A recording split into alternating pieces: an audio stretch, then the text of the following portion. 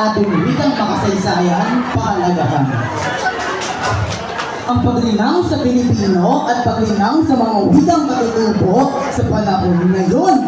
Tila buwan ng Agosto na lang bumabangon, tuwing buwan ng wika na lamang nililingon. Binago ka nga ba ng panahon? Binago ka nga ba ng panahon o sadyang ayaw mo ating bansay maiamon? Sa wikang panyaga, ikay nagpapalamon. Pag-aaral ng wika ng iba, ginagawa mo ng layon.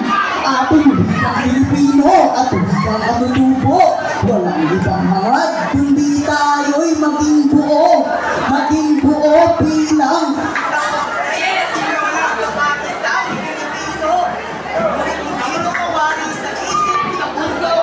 diwa mo. Napabatid ko para sa'yo ang pambansang dialekto ay delikado. Pakilabangan, wika mo'y ginagisnan. Ngayon ikaw ay binibilihan, hindi maintindihan. Dahan-dahan mong binibitawan ang alas ng kapayapaan. Atin ang gamitin at pahalagahan, atin ang suglian ang kabutihan. Sariling wika ay mag-apak-apakan. Mag-apak-apakan, namin mo'y isang pagahan. Ating kababayan, kayo ba'y nasisiyahan? Kayo ba'y nasisiyahan sa inyong kagagawan? Sa inyong kagagawan na inyo nang nakakasanayan? Nakakasanayan, maging walang pakialam? Hanggang kailan? Hanggang kailan ka mag-aalinlangan? Kailan mo bibigyan ng kahalagahan at kailan mo isa sa katuparan tapat na pananungkulan sa wika ng ating bayan? Taniyak, lingwahe na nga ba ang basihan? Kaya hindi mo magawang igalang ang sariling wikang Pilipino na nagbigay sa atin ng pagkakakilanlan. Wikang Pilipino at katutubong wika, bigyan natin ang importansya sapagkat sa diyang nakapapakala.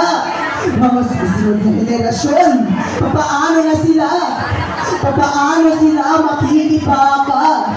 Papaano sila makikipaka kung ang kanilang sariling wikang pambansa ay hindi nila kayang isalita? Kababayan, wikang pambansa ay may adhika. Itong bayang marangya, huwag mong gawing maralita. Tayo isinilang sa ating mahal na bayan. Wikang kinagisnan, huwag hayaang maging kalawang. Makabuluhan nating wika ay huwag gagawing kulang.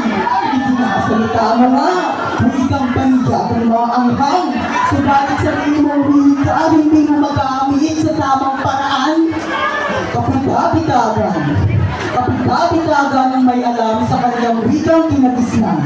Isa isip, isa puso at isa salita ito na walang hanggan upang bawat henerasyon dadaan kanilang mapagninay-nilayan kahalagahan ng wikang Pilipino at wikang katutubo na siyang naging daan ng ating pagkakakilanlan ilang daang taon na nakararaan. Kung ating katutubo na gawang wika ay alalayan, bakit hindi rin natin subukan? Nasa atin ang kasabutan sa kaunlarang matagal nang inaasam. Hindi pa uli ang lahat. Hindi pa uli ang lahat. Kaya halina't kumilos tayo ng sapat. Kumilos tayo ng sapat sa sariling wika. Tayo nang maging tapat. Tayo nang maging tapat sapagkat ito ang daan sa pag-angat. Ating bansang Pilipinas magiging buo at aktibo.